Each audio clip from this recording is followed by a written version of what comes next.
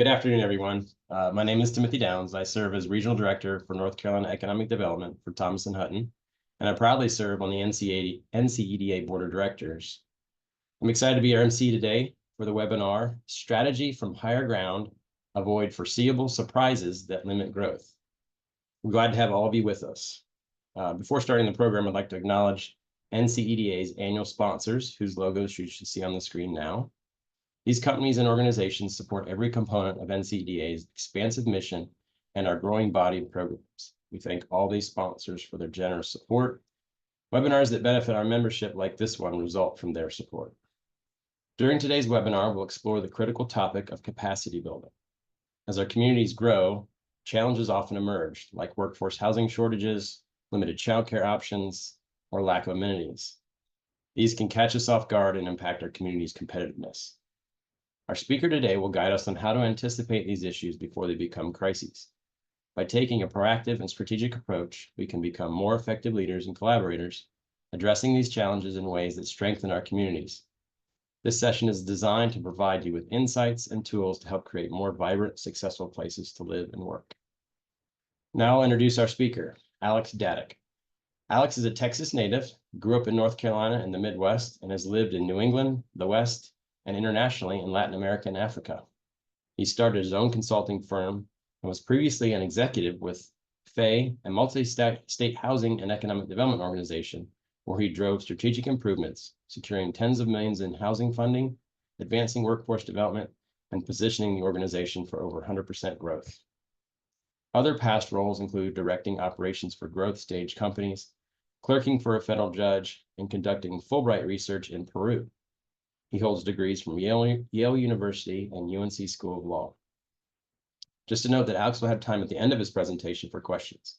You can enter any questions for him into the Q&A box during the presentation, and we'll address those at the end. Alex, thanks for being with us, and the floor is yours. Thank you. I'm going to, I guess, share my screen now.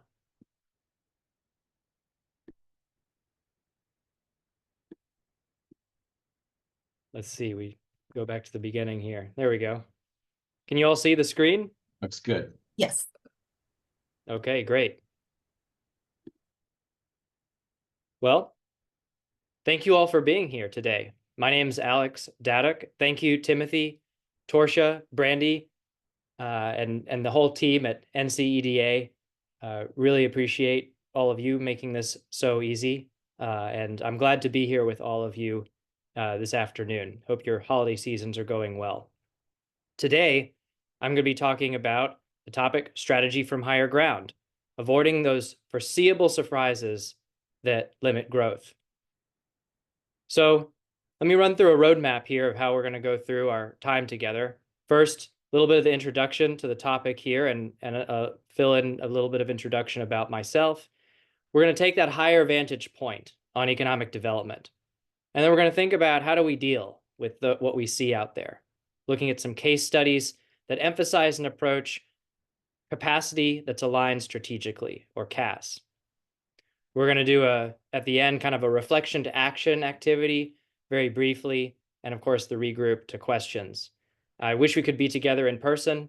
It's always more fun in some ways to do that in-person interaction and breakout session, but maybe in the future. So you all are facing many challenges as economic development and community leaders. There's not only the recruitment, retention, and expansion of existing businesses and securing high quality jobs, but now, as Timothy talked about in the introduction, there's these other issues that are becoming more and more challenging, whether it's workforce housing, transportation, childcare, the list goes on, that you are facing in your communities. And so what we're going to do today is try to offer some of these tools to get ahead of that, and approaches that they're not simple and they're not easy, but I think they do work, and I think will be valuable to you all to consider. We're going to include some case studies on that, and I will just fill in a little bit more about me so you know a little bit more about who you're talking with. So on this lower picture here, You can see the skyline of Durham, North Carolina. It's sort of changing now a lot, but this is where I grew up. Mostly attended all the way through grade school, Durham Public Schools, and then graduated from the North Carolina School of Science and Mathematics. And so my career has been one of regional economic development strategy on one hand, a focus, and also the focus on a strategy of building up organizations. So I did have the opportunity to study international development as a focus at Yale, and actually go to Peru and study do a research project on how local leadership affects policy and economic decision-making for economic development in local governments. When I returned to the United States, I thought about, maybe a PhD in economics, but really wanted to get my hands into the work. And so I joined a regional development organization in the Southeast. And we were focused on my projects, for example, land use, transportation, infrastructure, all with the organization had kind of a sustainable focus to the way it thought about things. And there's one story that I would really love to share with you all. It wasn't really my project, but the organization had us kind of go up, and they were going to build a large plant, and there was a public hearing about this plant in the coastal area of South Carolina. And the coastal plain of South Carolina, just like eastern North Carolina, is not the wealthiest part of the state. And so we were going up to this small town in that area. And what I remember so vividly, even over 15 years later, is as someone who grew up in Durham and was then living in Charleston, South Carolina, was a woman who was giving her public comments at that hearing. And as she gave them, she was actually crying. There were tears streaming down her face. And she said, "We know that this plant is going to pollute our area. We know that the jobs are going to go to outside engineers and people that are brought in. But we're tired of watching our sons and daughters move to the cities where you live with good jobs and great schools and hospitals. Where were you 15 years ago with your talk of local economic development and alternatives like you're talking about today? This is the best offer that's come to this community in a generation." And that made a big impact on me. I thought I should better question the assumptions of our organization and work to see if I could get a better perspective. And so I actually moved out in a sort of a proto-consulting role to work with a group that was supported by Methodist missionaries, although I did not go as a Methodist missionary, in the poorest county in Tennessee, in Appalachia.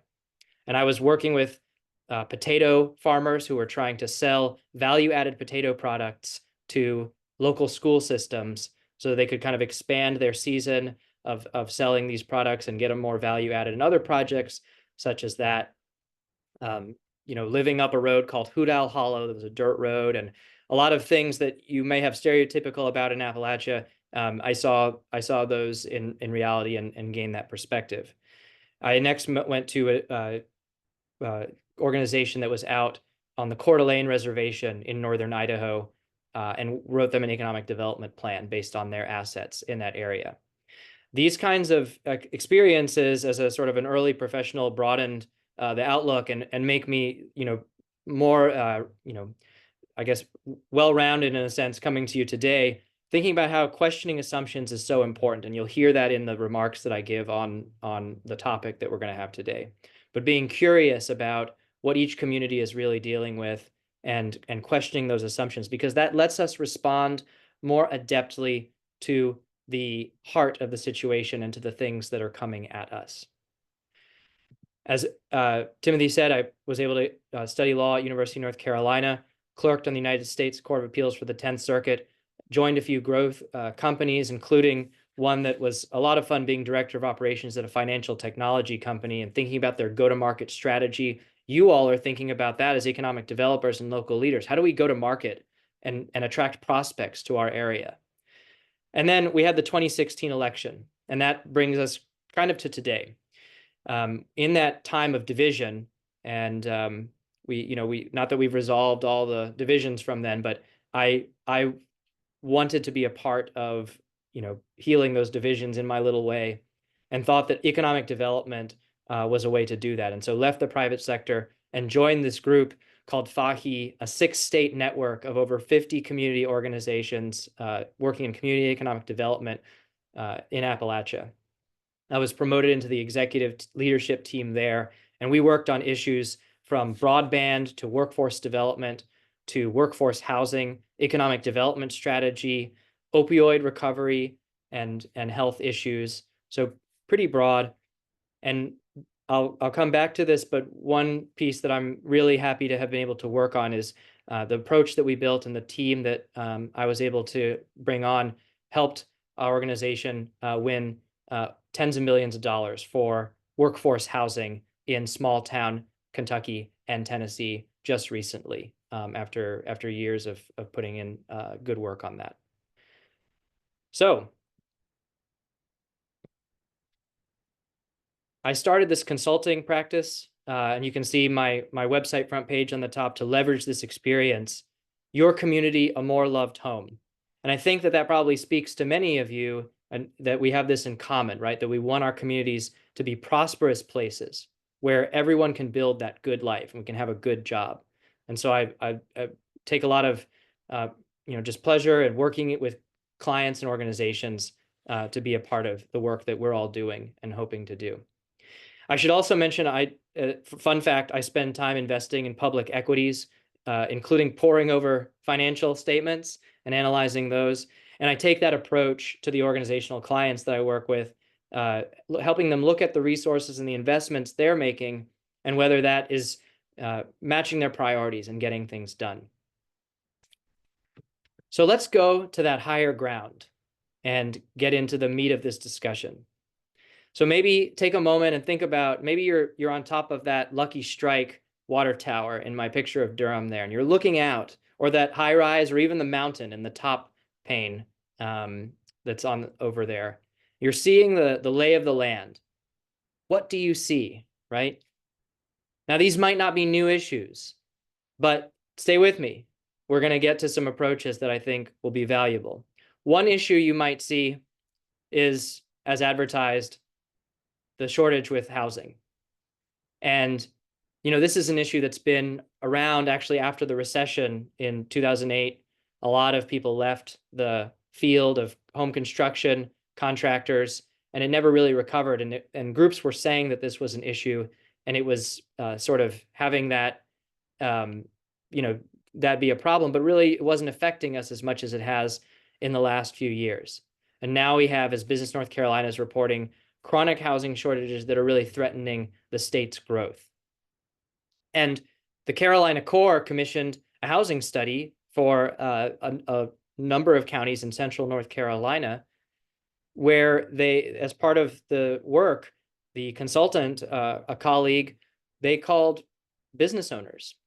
And business owners, over a third of them said, if we had more workforce housing that was available and affordable, we would expand and we would staff up. And that's a pretty tough thing to hear, that over a third of your businesses may not be expanding because of workforce housing issues. So this is an issue that we definitely want to get ahead of. Another one is childcare. So the childcare gap in North Carolina is hindering the state's potential for growth and success, right?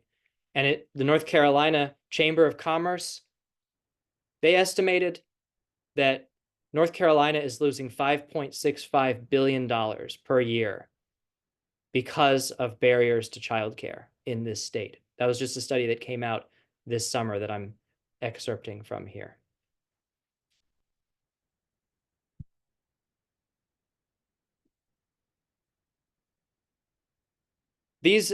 Another topic is about downtown amenities. And this is sort of a happier topic in a sense. If you have these nice downtown amenities, isn't that great? But if you don't have them, then you're missing out, where professionals that companies are wishing to employ are looking for these well-managed downtown amenity spaces. And this is an article here from the head of the former head of the American Planning Association, talking about this issue. And so these are just 3 examples that I've given. We could talk about transportation. We could talk about education, workforce development, all of these issues that you deal with in your communities. But as we look at them, let's think about what's a way to sort of imagine how we might, from our vantage point up high, some metaphors that help us kind of take this into context. So one that occurred to me was the idea that you're up on this high vantage point and you sort of see these armies that are, hostile forces that are sort of in the distance, but they're coming toward you, right? And they're coming, but you're going to have to deal with them. You're going to have to prepare, right? You really want to prepare because when they arrive, you need to be prepared or it's going to be trouble. Or another one is sort of a giant python that is around you. And, at first it doesn't squeeze too hard, but as time goes on, it does. And pretty soon you're out of luck. You want to have prepared and gotten out of that situation. And that's kind of what these issues are like. So let's think about how we address them. We see these problems from up high. So the first thing we want to do is think holistically. And that's what we're just doing, right? We're thinking about, in addition to our core economic development responsibilities and getting jobs in the community, we're thinking about all these issues. But they seem pretty overwhelming, right? We don't want that. So how do we be strategic about this? Well, the thing that we want to do is build our capacity that's aligned strategically. And so you want to do that both organizationally and in your community. So what do I mean by capacity? I mean kind of an ecosystem of people and systems that are able to work on an issue and figure things out. It's not necessarily like an expert person on, childcare or building, a project for housing in one project. These are sort of people who can keep figuring things out and moving your community forward. That's the main piece. And then, it could even be like a half-time person working in your county if you have a small county and you haven't been able to focus on this before, in some organization, right? They could be located in the county government, in nonprofit, in a chamber of commerce, economic development agency. There's all these options as to how you could structure this. Now, in rural communities, that half-time person might be a step forward. And it's harder to find capacity sometimes in rural communities. There's just less people and able to work on things. So people, it just takes some more to try to build that up. In urban areas, the capacity issue is usually different. There already is existing capacity. And in those areas, what you have is an issue with just folks who have maybe been doing things for a while and they kind of have a way of doing things. And it's more about, can we be open-minded to trying things that are different if we need to meet the moment, if we need to meet some of these issues that really maybe we're not quite meeting. And so, it's not about, having a grant application in a certain way, for example, and that being, okay, we're doing that. And that's what we're going to do. It's thinking a little bit broader than that. And that can be challenging too, in a different way. So this capacity that's aligned strategically, what it really comes down to is leadership. I have the acronym CAS, right? Capacity aligned strategically. So what you do is you cause or encourage this good capacity to be created in your organization. And then once you're aligned within your organization, you go to the community and help align it to get in front of some of these issues. And we're going to talk about some of the examples in just a moment. Another reason why this capacity is so important to have and have it be actual people who can think through and pull things together and build relationships is that the issues aren't always so nice as to appear on that far horizon that we managed and slowly march toward you, right? Sometimes it's a natural disaster like Western North Carolina saw recently. Sometimes it's a recession. Sometimes it's actually an opportunity to do something that you also want to be able to seize. But either way, you want that capacity in place to deal with these things.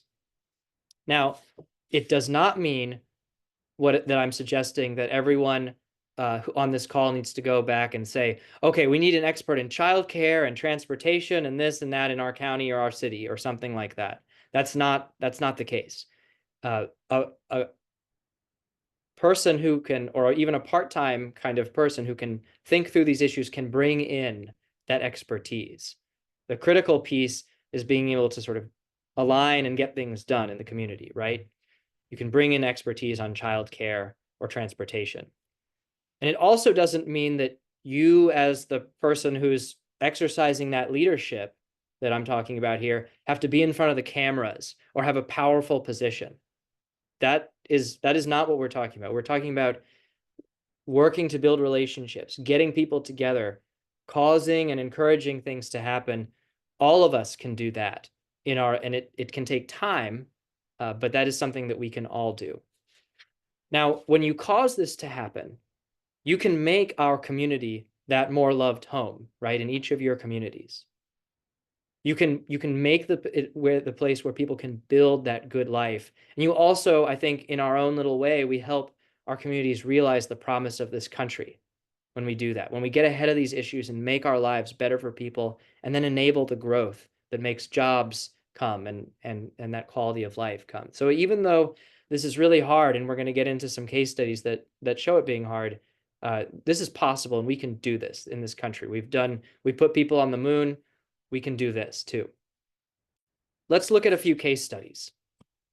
I'm going to start with case studies that are of that external alignment. So when you've already got alignment within your organization, you're going out to the communities, and then we'll kind of focus into the internal alignment. On the external alignment, this is, I guess, my favorite example lately, because it's one that I worked on and made a great deal of difference to hundreds of families. So picture this situation. You've got Kentucky and Tennessee, neighboring state, in Tennessee's case to North Carolina. And you've got a dozen, let's say, organizations in each that are working on community and economic development.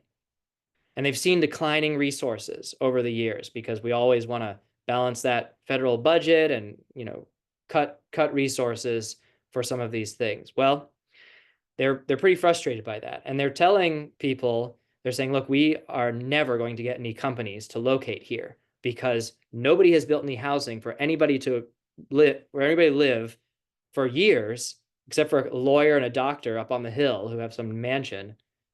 Nobody's coming. And that was really frustrating to them. So luckily, in this case, these organizations were part of this Fahi organization, and they knew each other and had been working together. When I joined in 2017, I started to build up relationships with them and start to build my team of folks who could support their work. And so in about 2020, 2021, we crafted a strategy, and we started to have these staff people, about 2 full-time staff people in the end, one for each state, you could call it, who supported this group of organizations. And what these organizations did is, with that support, they freed up their time for the leaders of each organization to start talking with the people that they already had relationships with in their communities. They knew the mayor. They knew the county commission, the county judge, as they call it in some of these states. They knew lead businesses. They knew other organizations. They knew the state legislature delegates. They also, with the support of our staff, reached out and brought in organizations from across the state where they didn't have representation. And so all of a sudden, people started to talk about this workforce housing issue. And the legislatures started to hear in each respective state a sort of a drumbeat of, okay, from this mayor and then from that mayor and that organization and that county official and that other state legislature. They got aligned internally, and then they got aligned externally to build up this approach. And so the result was that in 2023 and now 2024, tens of millions of dollars, I think it's over $33 million, has been from the state level to this workforce housing in these majority is smaller communities, smaller towns that don't have the big builders in them and that otherwise aren't having that chance to grow. So that is a pretty quick timeline, right? When that happens, you start the effort in 2020, 2021, and then 3 years later, that's not, I'm not saying this is like what usually happens. It was based upon a lot of work that was done at the level of building that trust and building that relationship in the years before. I joined in 2017, and sort of putting that strategy in place took some time to get the capacity for us to do that. So that's a story. I really, again, like the story because people are now going to be able to live in these communities that wouldn't, and that's going to enable jobs to grow there. So let's go to a more urban example. This is Evansville, Indiana. And Evansville is on the Ohio River in southern Indiana. And in this case, it's not really a town that's been known as sort of a destination, but it is on the river. And there's this sense of, we want to grow. We don't want to have this sort of, go along and not have economic development happen. We've got to do something. And so 3 organizations actually combined into one in the Evansville case. So they had more internal capacity, and they actually went and built this alignment, this capacity that was strategically aligned in their community behind this river vision plan. You can see the beautiful waterfront that's planned, and this sort of is something that involved all kinds of stakeholders in the region. They were able to focus in on this. They see this as a plan for a generation, that this is going to take 20 years to get going, but people are behind it. They've had this big unveiling, and people are saying, we are going to work on this for 20 years, or what it takes, right? And we're going to make Evansville a place that has this amenity that anchors our downtown and causes us to be economically vibrant and unlocks growth. Here's another example, maybe a more homegrown one. I used to live in Johnson City, Tennessee, working out in Appalachia. Johnson City, made famous by a certain song that some of you may know, is a rail town, actually. It was built around the rail. You can actually see in my larger picture here what is essentially a silo that has been renovated into office buildings in the downtown area. The downtown was built around the rail yard, but the problem was the rail yard was a sort of flooding, dilapidated, not really active rail yard anymore. And Johnson City leaders were looking down the road at Asheville and saying, wow, look at that growth in Asheville, Tennessee. They are really having economic development and prosperity there. What are we going to do here? Because we're stagnating. We've got this, nobody wants to be downtown. Our housing prices are are quite low, which is, it's good to be affordable, but if you want economic development, you want some growth. So they worked on creating this sort of part water project and part beautiful urban park here in downtown. And it, over the years, they were able to get this in place. You can see on the top right, it channels this creek that was flooding. And so people can sit on the steps, in the downtown, but then when it floods, it sort of rises up and you can't sit on the steps for a while. Even if it rises more, there's these terraces you can see on the right, this sort of step up in the park. So people can kind of walk up high, but I never saw it rise out of that sort of channel in the 2 years that I lived there. And I went down in the middle of some storms. Now, this worked, right? So they got aligned, and people love this park. It has concerts. They're showing off the town's Christmas tree contest there now. The downtown has rebounded, and housing prices since for the last 5 years have grown 15% higher, like than the national average in Johnson City, Tennessee. They used to be really affordable. Everything's gone up a lot, but Johnson City has actually beat that by 15%. And again, we're not looking for gentrification, but it is a good measure of how desirable it has become to live in Johnson City, and the growth is really taking off there. So that's a nice sort of positive example there.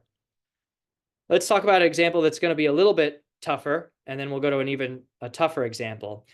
This is the sort of the industrial belt of the northern Midwest. We have deindustrialization. where factories have left in the 90s and the 2000s. Some of you can probably relate to that in North Carolina. And there's a university also, which is doing just fine, this higher education institution. So there's this negative feeling in the town and a feeling of kind of division between town and gown. And so an institution in that community has said, you know what, we're not going to be able to get the kind of economic turnaround we need that's going to be based on kind of a creative economy based around the university, probably, more like a Durham's approach. Durham used to be cigarette tobacco manufacturing in some cases, right? And then has changed, obviously, as you know. So we're not going to, there's plenty of other examples of that kind of development path. And these folks want to follow it, but they are seeing this barrier because no one believes in it. Like the city doesn't, sort of down on themselves. And so they're going to take a really intentional approach. They see it also as a generational, like a 20-year kind of thing to work and have these community leadership development modules, workshops, ways of being, all kinds of things. It's still in the planning stage, but to sort of knit that community back together, get people working together to see the assets and to bring people around to this idea that this community is going to succeed. We're all in this together. We're going to work with the university and sort of inject that good faith and good feeling about the community. So that's not really a physical infrastructure so much, although there are pieces that are physical around the arts and around different community amenities. But it's really, the central part is about this community leadership and getting people to just go through the motions, working with each other to build up that leadership and build up that confidence and that positive feeling about their community. I think that's really encouraging of an example, even though right now it's a bit of a tough situation there.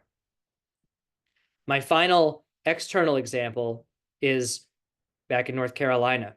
So we have a county in North Carolina that is seeing some economic growth, and they're realizing that there's no workforce housing that's being built, and nobody's building it. And so the internal alignment was there. Okay, we need to do something about this workforce housing, says this organization. They go around and talk to all the stakeholders that are, leaders in the county. And they hear, well, we don't have funding to do anything about that. As in, that's nice, but this isn't maybe so important to us. Well, that's frustrating. I've just told you all these stories about all a great park getting built and all this money for housing, and it sounds really nice, right? Well, this is maybe the more likely case, where you get that internal alignment and then you go out and it's like, we're busy, whatever, even when there are good relationships there. What do you do in that case? Well, assuming you already have the good relationships, which is the case here. If you don't, you got to go build those. If you have those good relationships, then you can, if you're part of the county government in some way or attached to the county or city government that's saying, where the leaders are saying, we don't have that, that's not a priority for us, then you can maybe talk with other stakeholders. And perhaps there's another organization that isn't attached to the county or the local government and has some independence, and they can raise the issue, because when you do it as maybe a part of a planning staff or an economic development staff, you can only ask so nicely. And if you're told no, that's sort of it's kind of too bad at that point, right? But maybe there's another organization that can ask a little bit more directly because they have some, space and independence. And if that doesn't work, then there's the alternative of educating the local leaders and citizens in the grass tops, right? The sort of people who are influential in the community, but also the people in the community more generally. Educating them about the need, for example, for workforce housing. If that happens, and if all of a sudden local leaders start to hear about this being an important issue, these county leaders, for example, all of a sudden funding might be found more quickly, it turns out. And that kind of harkens us back to my first example. In the state level, where in Tennessee and Kentucky, all of a sudden, there was a lot being said about workforce housing. Well, on a local county level, you can actually make that education happen a lot quicker. You can get those outcomes more quickly, which is nice. Like that's a good thing. So man, I have a lot of capacity to start with, but you can get up to speed faster. And it's kind of the same approach. So that's something that I actually specialize in as one of, the work that I do with communities is thinking about these kinds of issues, that sort of awareness raising, education, because it's pretty tough to a lot of folks, but that's sort of the background that I have, and it's an issue often.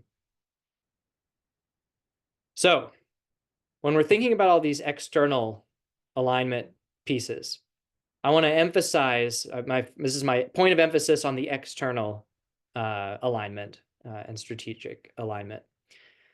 When things go well, then you get that gentrification, and the economy is booming, but all of a sudden childcare is more expensive, housing, transportation, you have to live further out, all these things, and that can really over time cost you.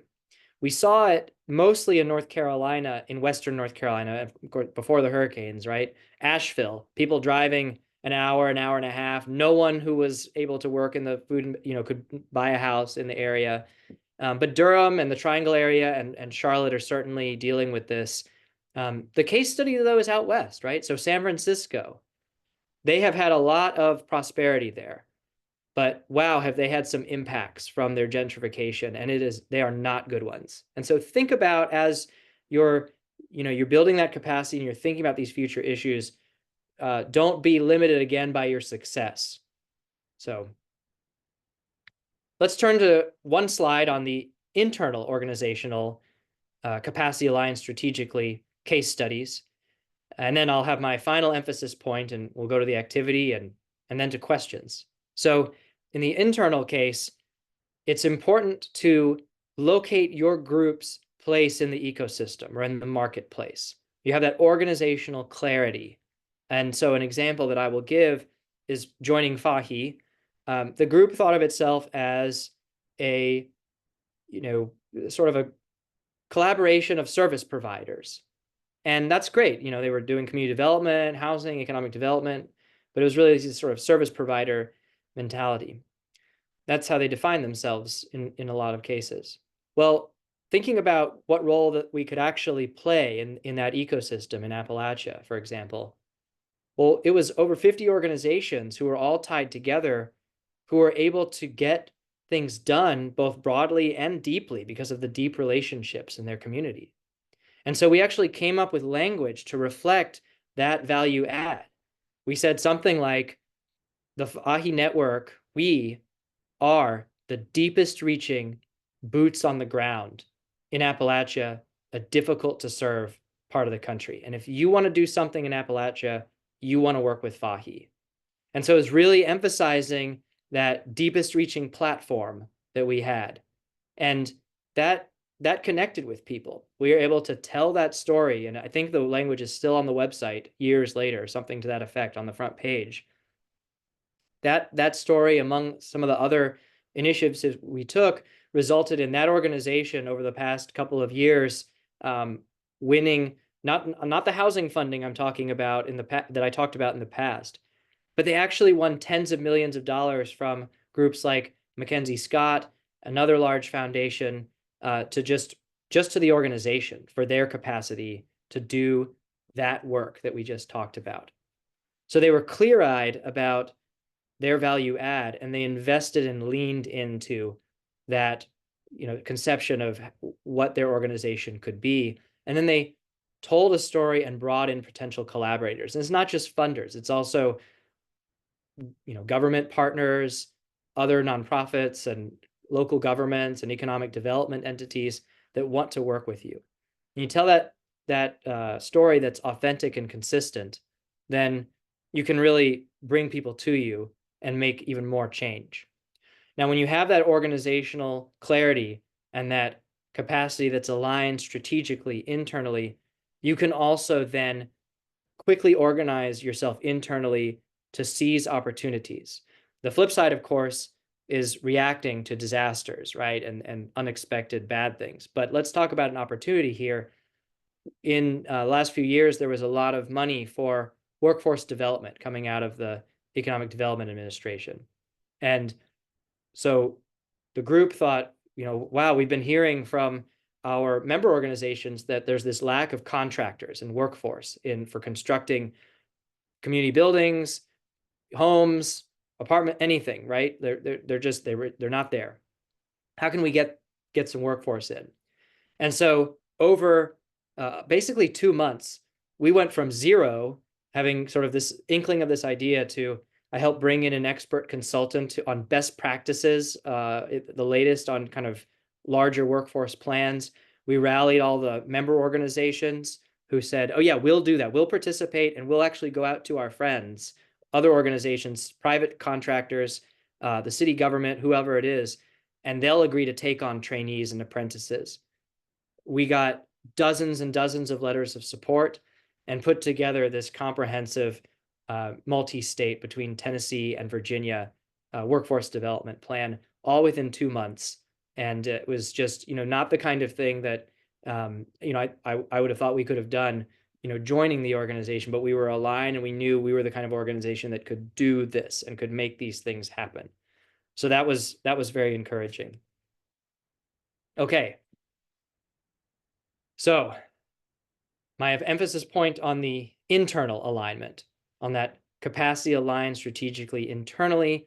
It's so important to bridge the gap between a great plan to do something and the implementation. And I'm going to dig into this a little bit. First, I want you to notice the picture that I have in this slide. Look at that abyss. You can't even see the bottom. It is so scary, right? It is just, you would not want to not be able to make that crossing. And that's kind of the issue with that gap between the plan and the implementation, right? It's really hard to go there, because if we have a good plan, the implementation, we're talking about changing the way we do business, right? That's really difficult. I'll come back to that. Let's start with the plan here. So when I say plan, I also mean a study or a task force or a committee that puts out a report. These are all things that are sort of planning things, right? We have a document that usually comes out, or a committee report, some kind of document, even if it's less formal. And those are great. They can be so helpful to bring in stakeholders, clarify our thinking. We can reaffirm our values in those kinds of exercises. They can be really great, and organizations should engage in those kinds of planning processes and ordering studies and having committees address issues. But sometimes there are some pitfalls that you may be familiar with. Let's just talk through them quickly.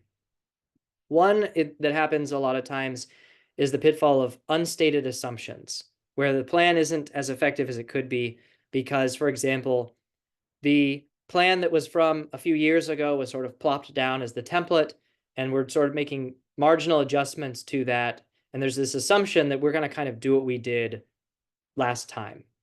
And that, that is understandable, but it does get in the way of meeting the moment and seizing the opportunity to address some of these issues that we're talking about.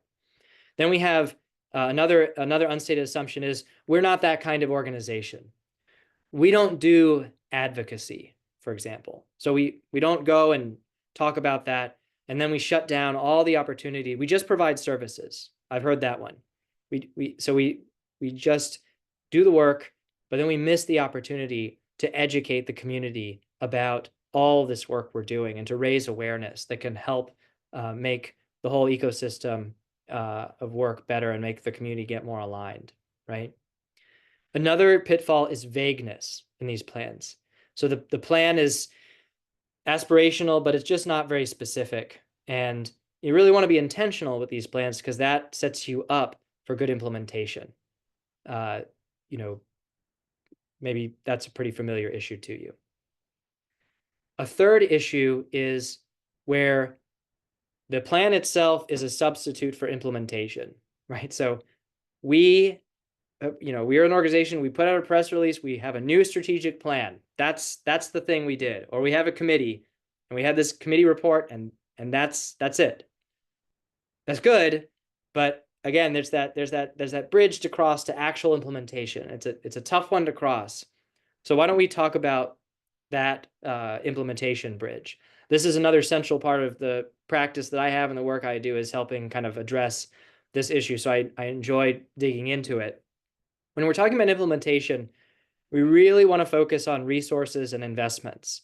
So we've got this great plan. Let's say that everything went well. We avoided all those pitfalls. How are we actually investing in what we say? And again, this is so hard. I'm repeating myself, but it's good to repeat sometimes. It's so hard to do this because the organization, think about the leader of this organization, and they're going to try to do something different. Well, that might mean hiring new staff and finding resources. It might mean asking staff to change what they're doing. It might even mean that staff have to leave the organization to open up resources for other staff. And people have been working with their staff for a long time. This, the work has been, good maybe. I mean, this is really hard. There's new systems that have to be put in place. All of that is challenging. And so it makes a lot of people not want to cross that bridge to implementation. And again, I understand it, but it is the thing that allows us to, at the end, get the alignment internally, which then allows us to build that capacity that's aligned strategically out in the ecosystem that we're working on, the county, the region, the town, to address some of these issues. So good implementation can look like, on top of a good strategic plan or study, there can be an actual implementation plan. And it can be called implementation plan or business plan. And it can talk about actual milestones and investments and the thing and positions and what those positions are going to do and the kind of positions that are needed.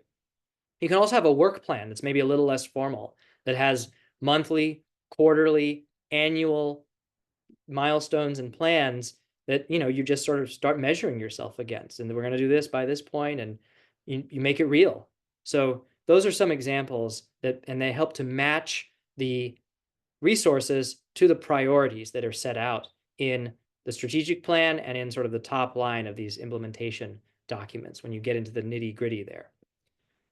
This is how we get ahead of these issues and avoid these foreseeable surprises. We get that capacity aligned strategically, and we bridge the gap between this plan and the implementation on the inside, and then we go and build that alignment on the outside of our organization. We exercise leadership, and we cause that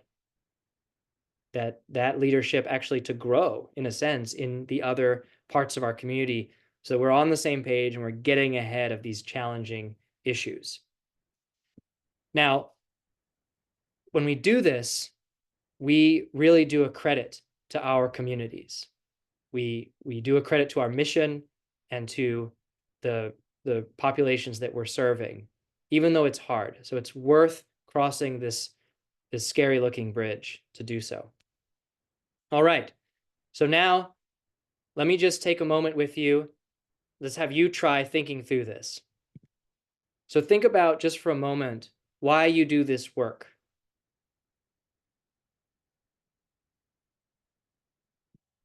Then think about your community broadly and ask yourself some questions. Should we, as economic development leaders or community leaders, be involved to support these kinds of investments?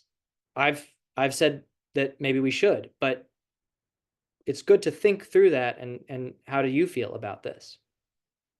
If you do believe that we should, how do we build capacity for supporting our communities and preventing these unwelcome surprises? How do you get that capacity that's aligned strategically? Think about maybe one issue that's challenging your community and what you might want to do about it.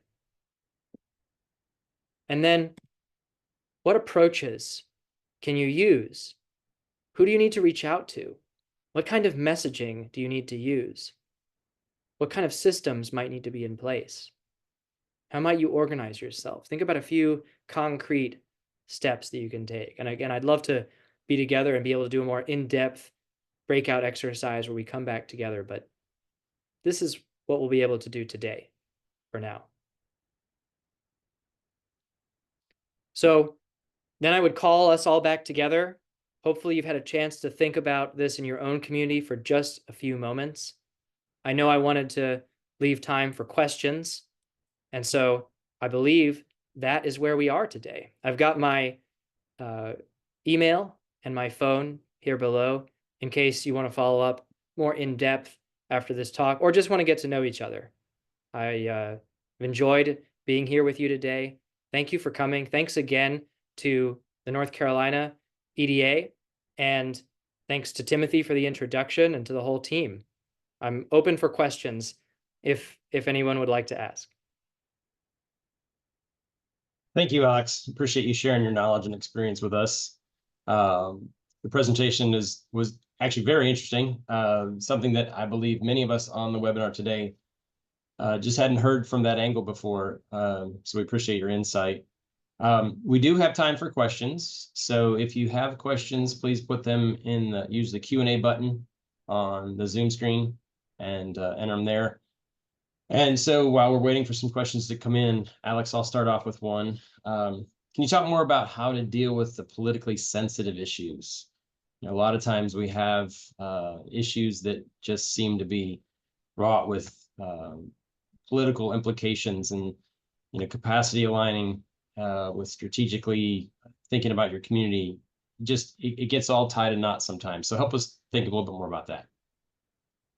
Yeah, I mean, that's a huge issue, right? Because when we're thinking about economic development, we're thinking about making a case that is about the competitiveness of our community, you know, that maybe there's, you know, incentives are a piece of the package. We're looking at, you know, how we've got the right site that's available, right? I mean, we've got all these things that are kind of pretty quantifiable, and that feels good to be able to say we've got this great site, we've got a workforce, we've got these incentives, we've got a quality of life that already is here. But when you have some of these, you know, weaknesses, maybe, how do you address that in your community? And then it gets political oftentimes, right? Like, oh, we don't have enough workforce housing.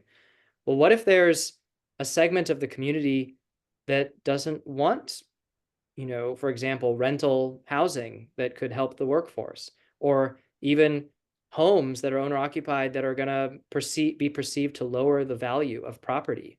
How do you negotiate that? And part of it in that case, and just like, you know, childcare would be another example, right? Like, do we really want to spend all this time on something that is, you know, not really, it's, you know, people should figure out their own childcare. This isn't like a thing that we need to worry about, right? We don't really want to spend our time on that. And it's a lot about education then. So who's going to use that childcare? Who's going to use that housing? It's the people that are in our community that are going to be doing that work, and also working at the restaurants that people want to eat at, and also cleaning the buildings, right? That we have in our town. And so it's a lot of education and awareness raising that can take time, right? Building that alignment and getting to sort of having those, you know, slow political conversations. There's not always a quick way around it, but with, you know, alignment of messaging and then good messengers and putting in the time, we've seen over and over again that people will come around if you treat them like people and you listen to their concerns and we talk. And it's not like unanimity happens, but there is a case that in one of the towns with one of these members in Appalachia where, you know, 15 years later, one of the leading opposition people to a workforce housing project came to this leader who has now retired and said, I was wrong about leading that opposition. I'm sorry, because we needed that. And, you know, you don't always get that, you know, sort of silver screen moment, but I do know that story happened recently. I'm going to check in with Torsha's real quick. Torsha, I don't see any questions in the Q&A box, just confirming that oh, here we go. We have one. Just popped up. It says, you mentioned that workforce housing is lacking in North Carolina, but in reality, all types of housing are in short supply. Given the high cost of land and development without public assistance or subsidies, how do you suggest we prioritize the construction of different types of housing to meet the diverse needs of the population? That's a great question. And I'm certainly focused on workforce housing because we're here thinking about economic development and the workforce. So that's the reason I focus there. But the question is absolutely on point. you know, there is housing that is getting built for market rate. I mean, that housing is both rental. There's a lot of rental that's come online, and even owner occupied. There is housing getting built. Where we really are seeing sort of a standstill is in the workforce or affordable space, outside, especially outside of the low income housing tax credit deal. So when you know, and there's only so many of those to go around. And so that's kind of, focusing in on what can we do. I mean, I think that at bottom, there's an issue with wage stagnation, right? In which we don't want to talk about as a country, but like if you sort of take the bottom wages from the 1970s and you sort of extrapolate them up for inflation, you get like in the $20 something an hour is sort of the bottom wages. Well, that's clearly not what they are today. If everybody in the bottom was making 20 something, $30 an hour, you would have a different conversation about housing affordability in this country, in that workforce space, because that's the bottom wages. They step up from there. So given that we're not going to have that country, and politically we're not willing to sort of have that conversation, I think what a lot of states are starting to do, and some cities too, is just trying to plug the issue with some resources. And I know we're running to the end of our time here, but I will just say that our neighbor to the north, Virginia, just unveiled a $15 million a year workforce housing program. And they are, it's for 5 years of a block, and it's designed to actually leverage a lot of other money that can be leveraged in the private sector for capacity building. So other states are doing that as well around the country, and I'm happy to follow up if the questioner wants to get in touch. We can talk about that in more detail, but that's, looking at these local and regional and state governments to sort of provide some extra oomph and resources and capacity is kind of where we're at right now, but that is possible and states are doing it. Thank you. We have another question here. The question says, what suggestion would you have in assisting with internal alignment if within the small department that does economic development, there are results and work being done that's very impactful, yet from higher levels, there's pushback? Interesting. Well, this is kind of my last slide that I focused on, that tough internal alignment question. And, there is no magic answer to that. If you are not the decision maker of that organization or that department, at some point the alignment runs out. What you can do is keep trying and be creative in getting agreement on these. Maybe there's new ways internally to message this.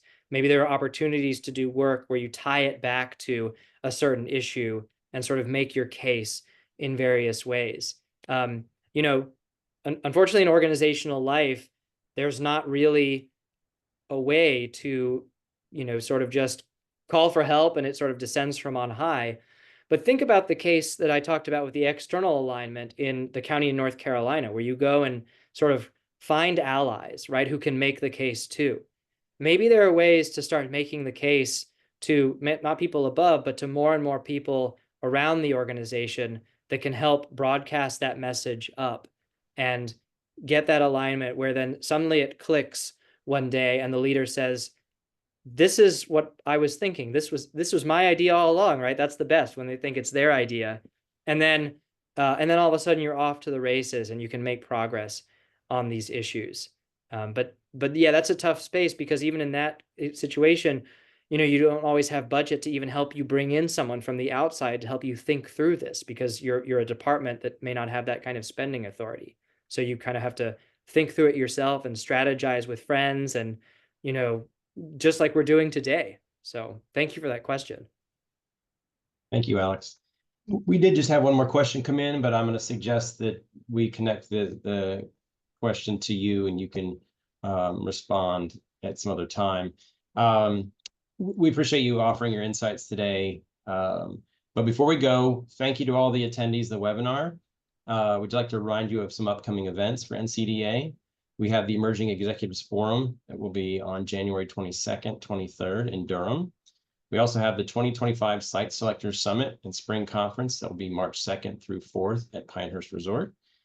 And then we also would like to ask that you continue to visit the NCEDA website to check for new events, new details, and reminder that we always have the webinars posted there as well as a resource. And don't forget to follow our biweekly e-newsletter. So thanks again, Alex, for your insight and participating with us today. Thanks to all the webinar attendees, and I wish everyone happy holidays. Thanks, everyone.